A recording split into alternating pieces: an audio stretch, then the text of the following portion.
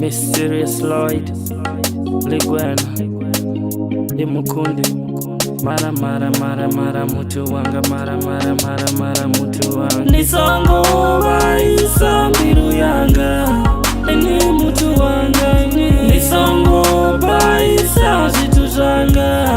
Eni mutu wanga Mitoti yanga Yotara rwanje Eni mutu wanga Mitoti yanga Yotara rwanje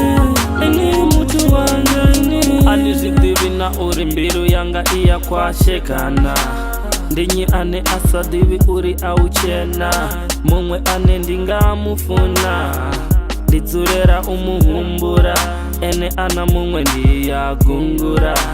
Chipinga chote achituwane ndi chisara Ndisara ndi chivaisara Ene ndo mune ya mbiru yanga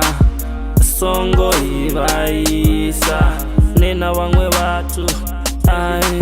Asongo ifanyisa Nisongo vaisa mbiru yanga Eni mutu wanga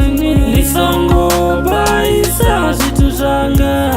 Eni mutu wanga Mitoti yanga Yotara rwanje Eni mutu wanga Mitoti yanga Yotara rwanje Eni mutu wanga Nisongo nsipera Ambani ngoshikera Ziliwa ningambikera Mara nina mumwe atingali Arare watu bote bachijolani atingamari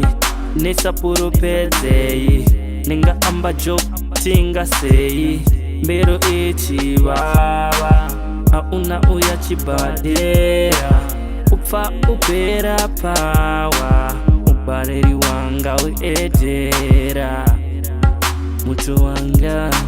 Nisongo baisa mbiru yanga Eni mutu wanga Nisongo baisa zitu zanga Eni mutu wanga Mitoti yanga Yotara rwanje Eni